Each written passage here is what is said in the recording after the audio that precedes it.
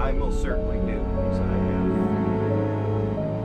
have experienced too much throughout my years to ignore, to still disclaim I don't believe in ghosts. Oh, I would say the most compelling story happened back in 1996. I was working my way through college as a security guard for a local mall. I worked the late shift on Friday. I worked from 5 until 1 in the morning. It's the movie theater at the mall. Would get out late, and there was a lot of vandalism that was going on at the mall.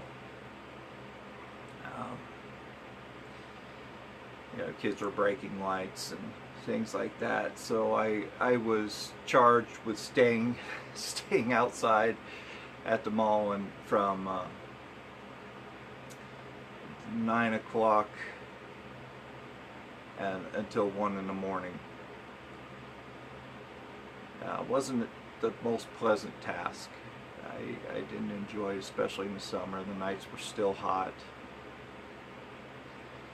Still well into the hundreds at night, but it wasn't unbearable because the sun was down.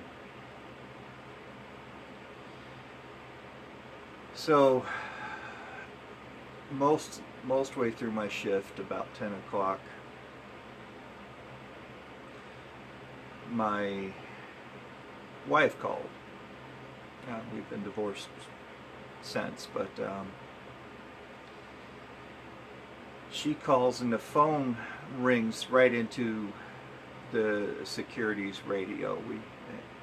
I am not sure exactly how that worked, but if you call the direct security number, it rings through to the radio, so you could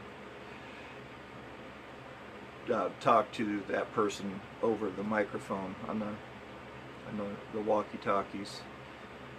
Every security officer hears it. She says, "Byron, hurry up, get home, there's something in the house." And I didn't quite grasp it. Something in the house. This is, get under the bed. On my side I have a shotgun. Grab it and let's scare whatever it is away, or whoever it is away. She said, "No, it's something. I don't know what it is." So my supervisor tells me just to get home. So I go running down the back steps to my car, and I speed home. It's about a 20-minute trip. I think I made it in 10. And we had a very long gravel driveway that was at a slope. So I didn't want to make any noise going in, so I just shut my headlights off, put the car in neutral, and let it coast down the driveway. And our house was surrounded by a big black brick wall, and the gate was a wood gate. It would make noise when opening. Again, I didn't want to startle whoever or whatever it was and have them run off. So I climb over the wall, 6-foot wall. Back then, I could do that. I could just I could climb over a 6-foot wall right now to save my life, or maybe to save my life, but it was no problem back then with my skinny frame. So when I get into the house, it was just a really small house. We were newlyweds, only married about a year. It was a 2-bedroom house. So right out the living room there was the bathroom.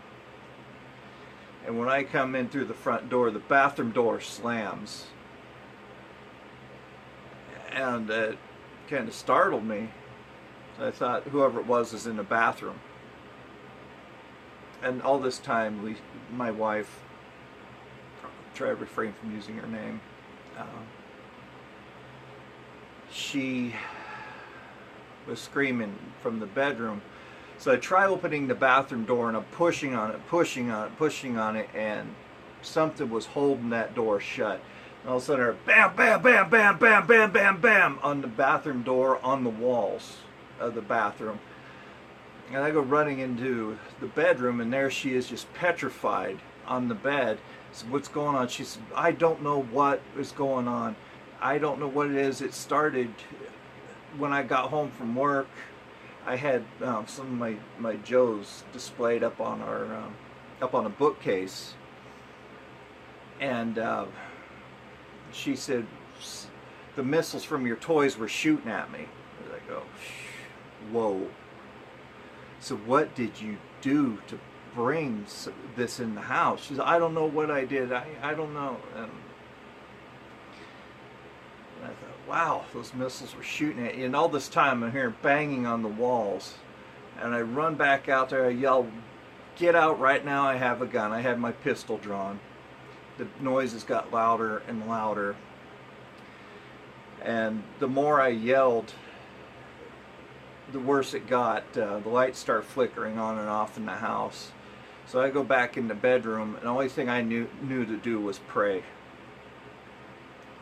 So my wife and I got down on our knees, we started praying, and I asked the Lord to bless our house, to protect us, to cleanse the house, make whatever it was that was making these noises leave. And the louder the noise got, the louder I prayed. And I was talking, praying, noise got louder. I was praying louder, the noises got louder. By the end of the prayer, I was yelling. And it still wouldn't go away until I said, "Amen." Everything stopped. The house felt different. Still getting chills telling the story. And to this day, I don't know what it was. I don't care to know what it was. The only mystery was, how did it get in the house? What was my wife doing to bring them in the house? Because nothing was there. Nothing. No slightest sign of anything being in that house until that night. So, after that, our marriage started getting really rocky, and it led to our divorce. So it kind of unfortunate in a way, but I was glad to get out of that marriage, because it hurt, it's still painful, but it was for the better. So that's one of my stories. And the subscriber, new subscriber, Yeti88, or Yeti, Green Yeti, hey there, bud. He asked me to tell a story that happened when I was playing with my Joes. Well, nothing happened to me while playing when I was little, but this happened fairly recently. To tell this story, I have to tell another story, because they coincide.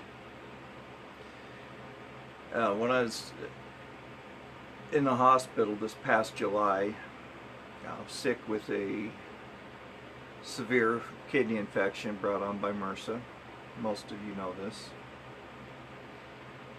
I was close to dying. And when I was finally able to get out of bed, my mind was clear. I was coming to. I realized where I was. I was alert to time and day. I knew what the date was after the nurse told me that I was out for 5 days. So I was like, okay, well, that was July 6th when I came in. Okay, it's July 11th now. So all the little tests that they gave me to prove that my brain was still functioning worked. I passed them all. I was, in medical terms, cognizant, alert, and oriented.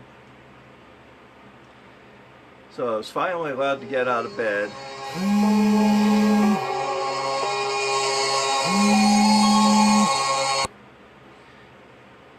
Perfect timing for the sound app. So this was at night, and I get out of bed, and the way the room was set up, it was a huge room. I had it to myself since I was in what was known as contact isolation. People had to put a disposable gown on, gloves, and a mask just to come into my room. That way they didn't catch what I had or spread it to other patients or even give me something more from another patient. So the room was huge, and there was a small walkway. I guess I could describe it as a walkway or a hallway, very small, about 8 feet, that led to the window, and off to that side was the bathroom. So I get up to go to the bathroom, and I felt something brush past my leg, and I look, and I don't know what in the world it was. I called a gremlin. Stood about 2 feet tall. It was gray, very muscular, had scales, triangular shaped head, ears that came out to the side like an elf, had almond shaped eyes, like that.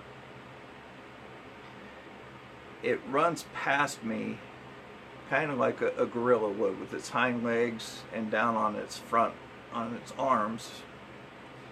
And when it hits the curtain by my bed, the curtain just moves. And it was gone. And I knew it wasn't a hallucination because it just scared the living hell out of me. And I didn't want to tell the nurses or anybody at the hospital because they would just simply pass it off as, oh, you're crazy. Or not you're crazy, but you're delirious from being sick.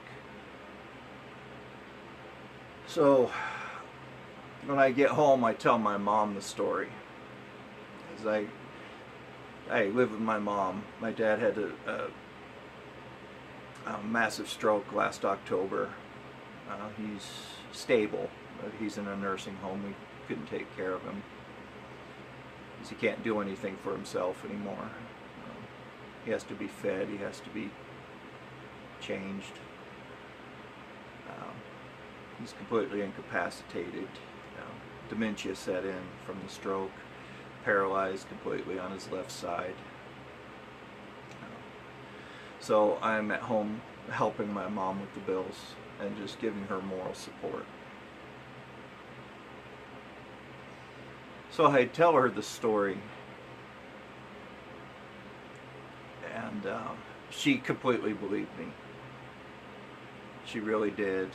She has a dread fear of the paranormal. Even simply talking about ghosts, she just tells you to stop. She doesn't want to invite anything in the house by talking about it. Superstitious in a way.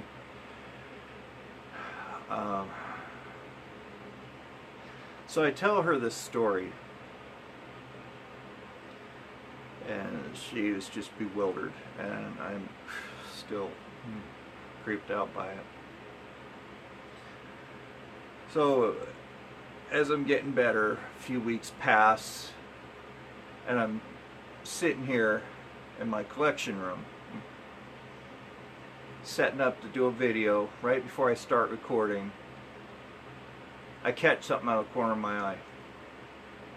And for a while, I would see something in the corner of my eye looking into my room from the hallway, standing by the door, kind of doing one of those numbers, just peeking around the corner. And I look down and it disappears. And this has been going on for a while now. And I've done what I could. I've salted around inside the room, salted the doorway, salted my mom's room, and just learned from studying about the paranormal and the TV shows that salt will actually keep things away. That you need to be careful because you could actually trap something inside your room.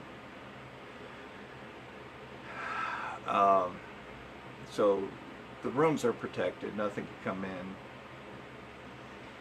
Doesn't prevent them from standing outside. And so I'm setting up for my review. This time I see something solid, about 2 feet tall, peek around the corner.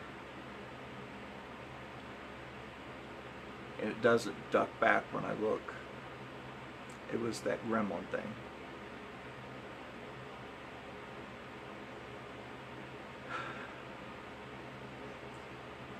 And locked eyes. It had just solid black eyes. And it, sorry. Then it disappeared.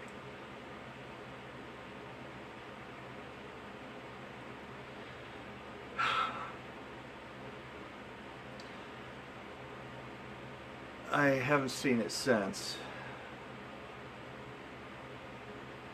But for some reason this thing is following me around now. And I don't like it. Don't like it at all. I've prayed and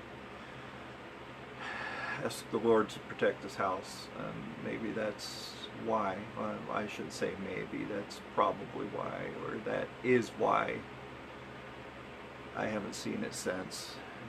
I put a lot of faith in prayer. I know prayer works.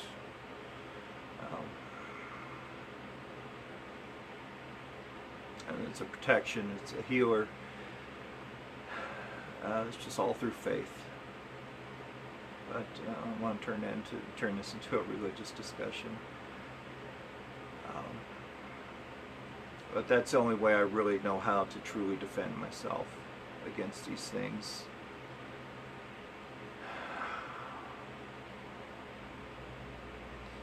And I've been tempted to have the house investigated, but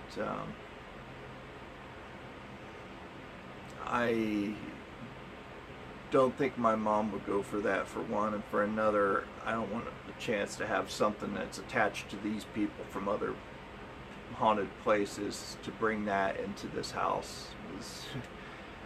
My family, like I said, we're just paranormal magnets. Everywhere we go, there's something haunting.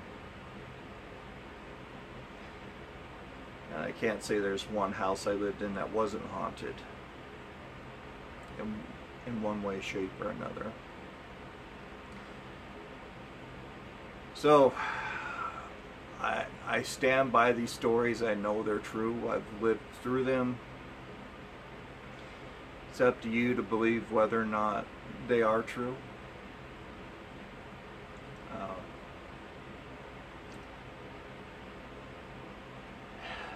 So, there you have it, guys. 2, 3 scary stories happened to me. And I have a few more to go. So I don't want to tell them all in one sitting. I want to spread this out through the month. quite interesting things, poltergeist activity and things that have happened as well. So, thank you guys for watching this. I hope you enjoyed it. Please feel free to share this video with others. Let's get these subscription numbers up. When I reach 100, I will be holding a giveaway. One will be an action figure, another one will be a vehicle with an action figure. You have your choice between one of the two. Promise they will be very good ones. Popular action figures, actually. I intentionally bought duplicates of these so I could give them away. Also follow me on Twitter. Check me out on Patreon. Support me if you so choose. I have everything down in the description below. And also coffee. Feel free to leave me a tip on coffee too. All that money will be turned around right to the channel to buy more action figures to give away. If you don't want an action figure, also buy gift cards to give away as well. So none of that will go into my pocket. It'll go right back to you guys, right back into the channel. So this has been Joe Motion Videos 82 signing off. Have a good night. Sweet dreams. Look under your bed before you go to sleep. But remember, the boogeyman is afraid of Chuck Norris. So hang a picture of Chuck Norris up in your room to keep the boogeyman out.